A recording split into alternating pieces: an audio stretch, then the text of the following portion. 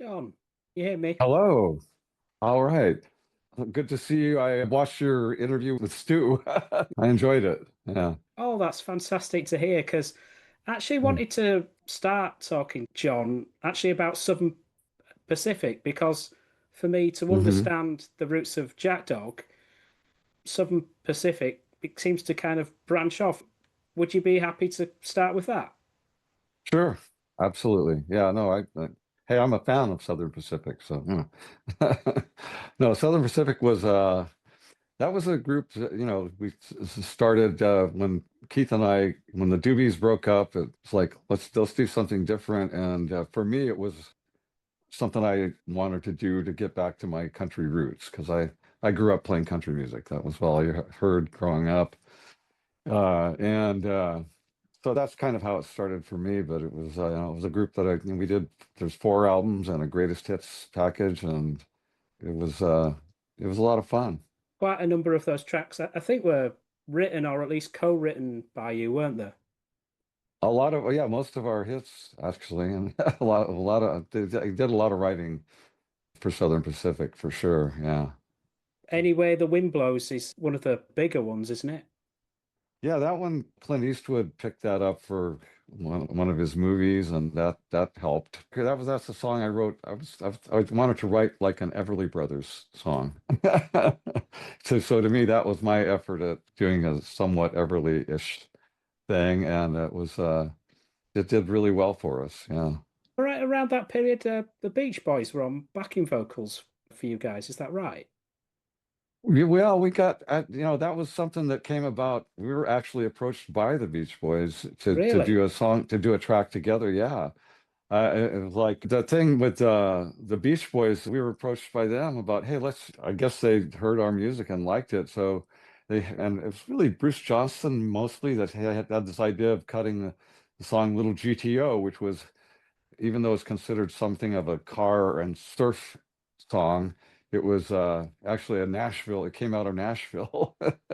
So he thought it would be a cool thing to get together with Southern Pacific, as a country rock group, to do this thing together. And so we did that song with the Beach Boys, and they came. Actually, this I'm talking to you from my recording studio where we recorded a lot of Pacific's music as well as all the Jackdawg stuff. But we actually cut the Beach Boys came here to, to do their vocals on that track with us. That was pretty cool. Is that Lizard Rock? At Lizard Rock, yeah. Hmm. So that was where you guys recorded, and I don't know if you wrote the material as well, but it was at your studio. Right, right. Part of the ways that out of Southern Pacific that it evolved into Jackdawg was that by the time Southern Pacific we were getting towards the end of doing Southern Pacific, we were a four-piece at that point, and it was Keith and Stu and myself and our keyboard player Kurt Howe, who's also a great singer, really good guy. But Kurt lived in Nashville, and we all lived here in California. So it was like we wanted to do something. The idea came up, let's just do something different. And Keith and Stu would come up here and we would just fool around, experiment musically, and just got into writing these songs and putting these arrangements and tracks together. And that's how Jackdawg sort of evolved, I would say. And it was just a natural evolution that you moved away from the country rock sound. Yeah, well, we've been doing the Southern Pacific thing, and Keith, all of us. I grew up playing country music. That's really my main thing. Until the Beatles came out, I didn't know anything about rock and roll really, and all of a sudden but I grew up playing music. My dad had me playing ukulele before I could walk, and so I grew up with the instruments around, and I was already playing. And when the Beatles came out, everybody wanted to have a band, of course. And it was like, hey, the McFee kid can already play. Let's get him in our band. So all of a sudden, there was this outlet, and I was being exposed to this whole other genre of music, which led to a lot of other genres of music. So it kind of expanded my musical world when the Beatles came out. But anyway, the Keith and Stu and I all had roots music backgrounds and stuff, but also plenty of rock. And obviously Keith with the Doobies and Stu with Credence, and and me with various things. It was like, but so the idea was we haven't been able to do, we've been so busy with this country thing. We haven't done any rock for a while. Why don't we try some? Let's see what we can come up with now. And it was just trying to find music that we liked. And what were those first few tracks that you wrote and played where you realized you were onto something different? I mean, to me, I listened to Quicksand, for example, and it does Hmm. show that shift, but what were those tracks? I don't really recall the exact order or sequence of songwriting of the material. What was the first thing we did, or it's been, enough time has passed that I'm not totally clear on that. But it was just bit by bit, we were putting these songs together, and it evolved into, even though everything, there's a lot of different directions within it. I think there's a certain kind of a style to Jackdawg music, and I wouldn't know how to define it, mind you, but there it is. If you listen to the music itself, I think you'll hear that the three of us playing together developed this kind of thing. But I don't know. It was like bit by bit and song by song. We were just trying out ideas, and when we found stuff we liked, we all agreed on, that's where we went. Listening to the album now, it just seemed you can kind of tell that you guys had many years playing together before because it just sounds Mhm. like such a natural process, whether it's you guys playing together or even the Right. harmonization of voices on like Kisses in the Rain. Yeah. Well, as far as the playing part, the cutting tracks, I think all those tracks probably were cut with the three of us actually playing the parts that you hear on the record, the basic track parts, the fundamental parts of each song. Of course, there's plenty of overdubbing, sort of various amounts, depending on the songs. But to me, if you listening to the record, even now, I can tell. I mean, it sounds like we're playing live. So it is a natural thing, and we kind of had worked together enough. Putting the arrangements together was just a pretty natural flowing kind of an approach. And on the Jackdawg album, there's at least a pair of cover versions or versions tracks Hmm. originally recorded by other artists. That both of those seem to have a strong link to you. Were those your ideas? Uh, with Wild Night, I'm not sure if I suggested it or Keith or Stu, but it was the fact that I'd played on the original Van Morrison version was an obvious connection and a reason like, hey, why don't we try that and see what we come up with?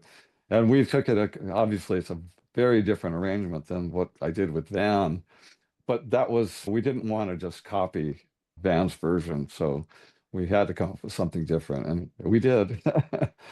But yeah, as far as the covers and Cold Night for Alligators, I think Stu suggested that because I think Stu had produced Rocky Arcs and had worked with him extensively back in the day. And I think for whatever reason, I think that was Stu's idea, but it was like, okay, that'll be fun. It's such a quirky song. It was really a lot of fun to put it together.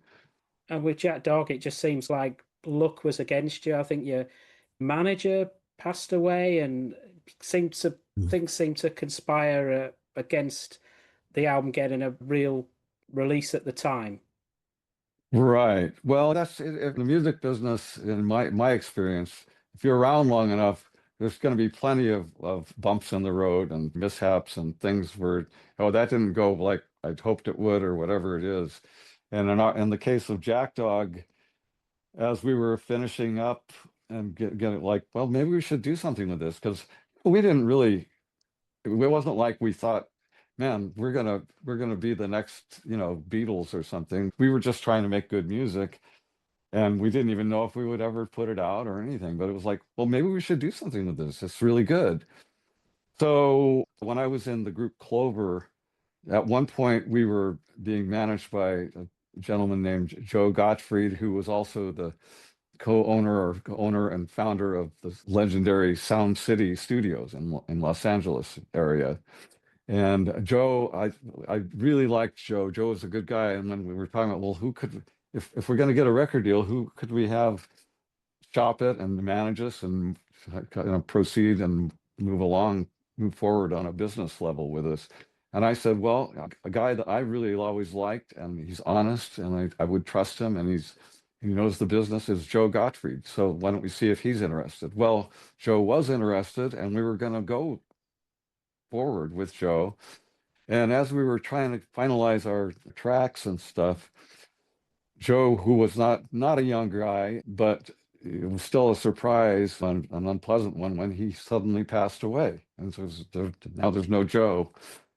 And it really kind of, we lost the momentum there for sure. And it coincided with a time when Keith and I were being drawn back into the Doobie Brothers fold, and hey, come on, you guys, let's do some more Doobie stuff from the other guys. We kind of got pulled back in, and Stu and Doug were talking about, and ended up putting together the Creedence Clearwater Revisited thing. So we all got kind of sidetracked, and the tracks just sat there for a number of years with just nobody heard them. You mentioned Clover, and it's kind of a little bit of a parallel in the material that you did with Clover in the 1970s deserves much wider attention given they're such great material. How did you guys get together? Was it the late 60s for Clover? For Clover, it was, yeah, sort of, I guess, yeah, you could say late 60s, like 66 or 67 when we started, really. We were young enough, I was young enough, when we signed our first record deal with Fantasy Records, my mom had to sign the contract for me.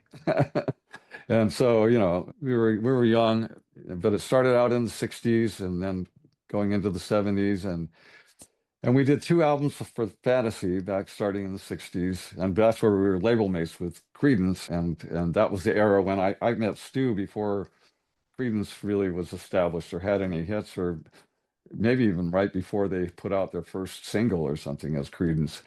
So Stu and I go way back, but Clover's records on Fantasy, they never did anything.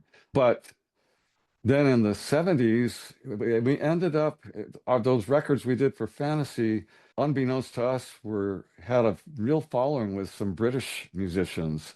And through a long story of a twist of fate, it ended up, because of these musicians liking what we had done on Fantasy, we ended up signing with British management and signing a British record deal and moving to the UK as Clover, the whole lock, stock, and barrel, the whole band.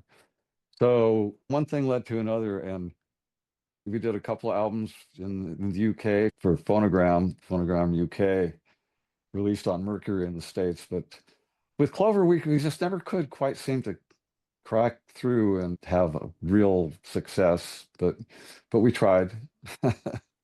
It does seem strange. I've just recently spoken to Pete Briquette of the Boomtown Rats, who worked with Mutt Lange in that period. I think the same label, and they did have success certainly here in the UK. And I know it was Mutt's early days, but you've got one of the most renowned producers working for musicians, all in your own right, who went on to massive success. And it just seems such a strange story that those Clover albums, certainly in the late 70s, weren't a hit.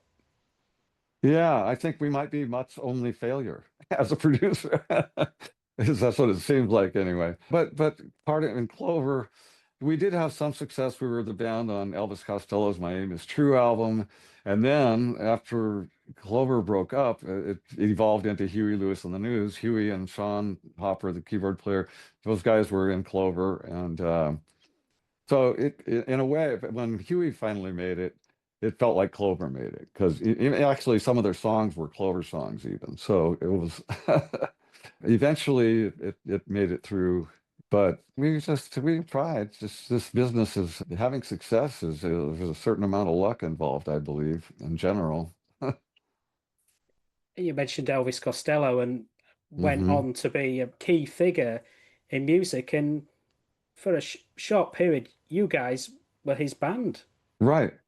Yeah, well, when we signed with British management, it was 2 blokes, Dave Robinson, an Irish guy, and Andrew Jakeman, aka Jake Riviera, and those 2 guys started the little record label called Stiff Records, and one of the first artists they signed was this young singer-songwriter named Declan McManus. And Jake called me up and said, "Hey, we've just signed a guy that I think is like kind of a somewhat new age Van Morrison type, really. And you played with Van. Well, how would you guys feel about backing him up? We cut a single, cut a couple of tracks and stuff." And I said, "Well, send us material. Let's see what it sounds like." Well, we were so blown away by the songwriting. We said, "Yeah, we'll do it." So we went in, and initially it was going to be just a single. Then they said, "Well, let's do one side of an album. The other side will be Reckless Eric, another artist that Stiff signed." Then when in the second recording session, or I think it was, we cut the track Allison. And when the management heard Allison, they said, "We got to do a whole album on this guy." So that turned into the My Aim Is True album. And it was all done in like 2 or 3 half-day sessions at a little 8-track studio in London. I've read that being doing some sessions in the 70s was one of the things that helped keep you going while Clover didn't have success, and that seemed to start Hmm. quite early on. Yeah, I feel like really a very lucky guy in so many ways. And I remember when I was still a teenager, really, and all of a sudden I got a call from Mike Bloomfield. And it was like, it seemed like a few months before I was staring at a Butterfield Blues Band album and going, "God, these guys are really cool. This is great stuff." Mike Bloomfield was kind of the first real electric guitar hero of the rock, era in a way. And I was like, "Mike Bloomfield wants me to play on his record." And it started there with him. And then the next thing I know, I mean, I'm getting out of the blue, I approached by Van Morrison and various, just all kinds of people. And I just, and I was always surprised because I never think I'm good enough. But like Van heard me playing live, and that's why he wanted me to play on his stuff. And same thing with Steve Miller and Boz Scaggs and all these different people. So yeah, even while I was still in Clover, I ended up doing a lot of session work that, man, it was always surprising to me. It was like, you like what I do? Was there Van Morrison material getting involved with that through Ted Templeton? No, actually, I didn't really know Teddy at that point. I got involved with Van from Van, like I say, Van saw me playing live with Clover. Oh, And that's really? when he approached me, yes. And so I met Teddy really through Van. And actually, here's a little trivia for you. It's one of my bragging points as a Doobie Brother. I played on Ted Templeman's first hit record as a producer, which was Wild Night by Van Morrison. That was before the Doobie Brothers, before Van Halen, before any of the other major stuff that Teddy ended up doing and being famous for. I was aware of Ted, but I met him really when I played on Tupelo Honey album with Van, and then St. Dominic's Preview and the stuff he was producing on Van at the time. Tell us about Grateful Dead, because you did work with them a little bit, didn't you? I did. I ended up playing on Mars Hotel album, and I'd done a lot of work with Mickey Hart outside of the Grateful Dead. He's another guy that, for whatever reason, he heard me play, and I ended up working with him on various projects at his studio at his ranch in Novato in Marin County. So I knew Mickey, and even though he wasn't directly involved in that particular Mars Hotel project, really, there was some issues going on. I guess I was really surprised because Jerry Garcia plays pedal steel, and I got called to play pedal steel with the Grateful Dead, and I'm going, wow, okay. And I've seen Jerry talking about it, and he was saying pedal steel is a very demanding instrument, and I wasn't. He was talking about how he wasn't really having the time to play that much, so he felt like he wasn't in shape enough to really play the types of parts that would work on the Pride of Cucamonga, the Phil Lesh song that I played on.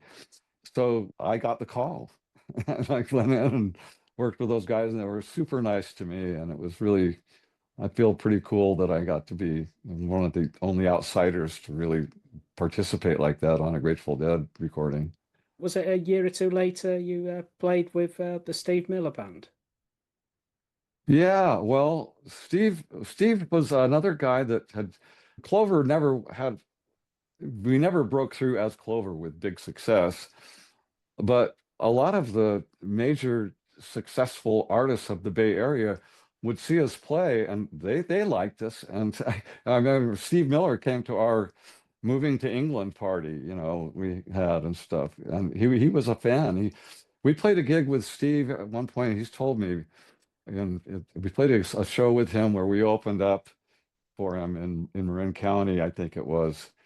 And he said he felt like we blew him off the stage, I never felt like that. I've always liked Steve and think he doesn't have to worry about it. But he really liked us. And so I got invited to play on the Fly Like an Eagle album, and I got to work with Steve there. And I just saw him recently at the Songwriters Hall of Fame induction thing that we did recently.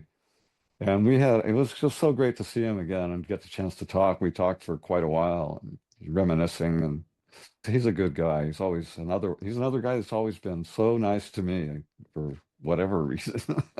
Are you still writing much material? Because I think in a way some of your own material is a bit underrated, a bit like Angels of Madness, for example. Yeah, well, thank you for saying that.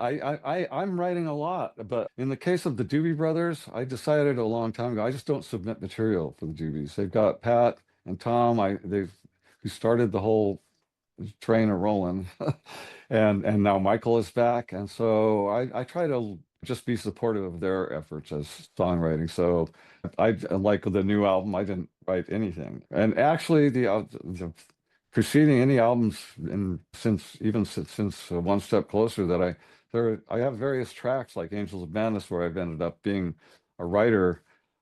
It's almost been accidental, you know. But I'm working on my debut album, my debut project. I'm working on some solo stuff that eventually I'm going to finish and get it out there if people want to hear it. But in the case of the Doobies, I just try to stay out of the way and be supportive of the other guys' writing efforts. Does that take the pressure off, given that you can work at your own pace on your solo work and do massive tours with the Doobies? Yeah, well, it does take some pressure off. 'Cause there's not so when I in songwriting and arranging and working on music, in some ways, I really, for my own material, I want to be in charge of it. I don't really want to have to compromise or make, I don't know. I just really want to be in control, I guess. I'm a control freak when it comes to my own writing and music. So that's probably another reason I'm just hanging on to it for my own development. When you look back at the music that you've made, what are your standout moments? Oh, wow. That's hard to say. One of my problems is I always wish I'd done something better. So I listen to things that I've done and I like it, and I can go, yeah, that's pretty good. I tend to avoid listening to myself, and just because I'm also even if I'm enjoying it, I'm thinking of things that maybe I could have done or should have done better or whatever. So it's hard. It's hard for me to pick out stuff that I think is my best. It seems that certainly in much of the music that you've had more of a leading role with, there does seem to be that natural country influence that comes through. Is that what you recognize? If for me, yeah, I grew up, that was all I heard, and that was all I played till, so like I said, till the Beatles came out. So that's always my country is my roots. Country music is my roots. So I tend to lean back towards that a lot. But if in the case of like Jackdawg, though, listen, I really took it pretty heavily into a rock direction as far as my guitar parts and probably the singing and a lot of the writing even. I still think of myself as a hillbilly guitar player, Well, it's nice that the Jackdawg album is finally getting a full release. I think we've got vinyl, CDs, as well as kind of hmm the usual streaming outlets. So hopefully Right. that will be able to get a better airing this time. Yeah, it's just the business part of it all has always been a big mystery to me. So we'll see what happens. But I do believe in the music, and sometimes that breaks through and it works, and sometimes it just doesn't. So I can't predict. But the fact is, with Jackdawg, we were just trying to find music that we liked, and I like it. So if somebody else likes it, that's a big bonus. And then to close, can I pin you down for 2026 for the solo album, or is that not something you want to commit to yet? That's my goal is, yes, I'd like to get it done. And in a lot of ways, if I wanted to right now, I've got 20 songs that are basically finished. I mean, I'm gonna have to, I might even have 2 albums ready to go pretty soon. But I tend to, I'm pretty obsessive, so and perfectionistic. So who knows? When I'll really get it finalized. But my goal is, yeah, soon. It sounds like it'll be worth the wait. Thank you, John. It's been great Well, to thank talk you. about your work, Jackdawg, and many of your collaborations. Oh, thank you. It's nice to talk to you. And by the way, and again, nice interview with Stu. I enjoyed it. I enjoyed talking to you, John. Thank you. You're welcome. Thanks. Take Bye, I care. guess.